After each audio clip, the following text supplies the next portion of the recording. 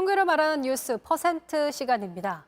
지난 2021년 말부터 시작된 전국 장애인 차별 철폐연대 지하철 시위는 서울시와의 협상을 위해 잠시 중단됐죠. 하지만 오세훈 시장과 면담은 난항 속에 아직 진전이 없는 상황입니다. 나쁜 장애인이란 비난까지 받으며 시위를 이어가는 그들이 말하는 장애인 이동권 실태, 안지연 기자가 짚어봤습니다. 장애인 이동권 관련해 저희가 주목한 퍼센트는요, 바로 21.7%입니다. 장애인 대상으로 지난 2020년 보건복지부 조사에서 지난 한 달간 외출 횟수를 묻자 3회 이하라고 답한 장애인 응답자 비율입니다. 월 1회에서 3회 외출한다는 응답자가 12.9%였고요. 전혀 외출하지 않았다는 응답도 8.8%로 집계됐습니다. 코로나 상황임을 감안해도 응답자 5명 가운데 1명꼴로 한 달에 3번도 밖에 나가지 않았다는 겁니다.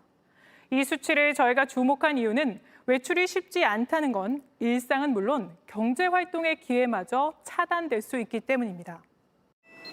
대중교통 가운데 버스의 경우 휠체어가 탈 수 있는 저상버스의 도입률은 지난해 기준 30.6%, 이마저도 시내버스에 해당되고 시외 버스의 경우엔 0%, 단 한 대도 없습니다. 때문에 대부분의 장애인들은 지하철을 주로 이용했습니다. 장애인이 타인의 도움 없이 이동할 수 있는 동선을 뜻하는 1역사 1동선. 서울 지하철의 경우 현재 93.4%까지 달성했지만 현실은 녹록지 않습니다. 환승 시 장애인의 경우 개찰구를 통과해 역을 아예 나갔다가 길을 건너 다시 승강기가 있는 지하철 출구로 이동해야 하는 등 여전히 제약이 남아있기 때문입니다. 상황이 이렇다 보니 환승 구간이 긴 10개 역을 따져봤을 때 비장애인보다 장애인의 경우 환승 거리 자체도 7배나 차이 났고 환승 소요 시간은 11배였다는 분석도 있습니다. 지하철을 내려 도착 지점까지 환경도 녹록지 않다 보니 콜택시를 선호하지만 평균 대기 시간은 지난해 기준 39분. 이마저도 편차가 크다 보니 시간 약속을 지키기 위해선 콜택시 타는 것을 포기한다고 말합니다. 출퇴근을 하는 사람이니까 그걸 타면 지각을 해요. 근데 제가 조금만 빨리 움직여서 지하철을 타면 또 지각을 안 해요. 장애인 콜은 시간 약속을 못 해요. 병원 갈 때도 보통 1시간, 2시간 전에 가야 돼요. 때문에 해외 선진국들은 장애인을 위한 시설을 따로 설치하기보다는 애초에 모두가 사용할 수 있게 하는 이른바 배리어 프리를 적극 추진 중입니다.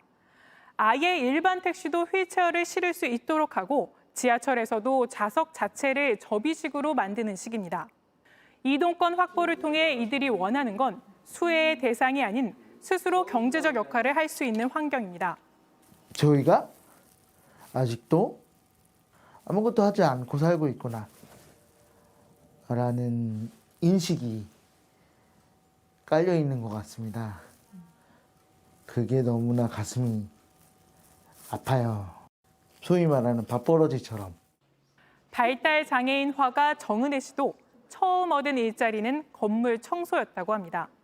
20살이 된 발달장애인 정은혜 씨가 갈 데가 아무 데도 없는 거예요. 그러면서 집에만 있게 됐어요.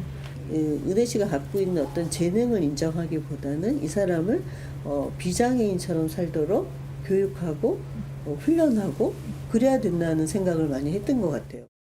지금은 그림을 그려 경제활동을 하고 있고 은혜 씨처럼 장애로 인해 특별한 그림을 그려 소득을 내는 화가들이 더 있었습니다.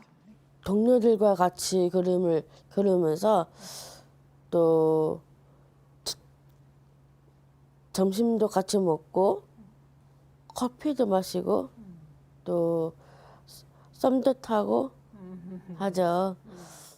하지만 우리나라에서 고용된 장애인의 32.6%가 단순 노동에 그치고 있고 고용률 역시 30%대에 머물고 있는 상황입니다.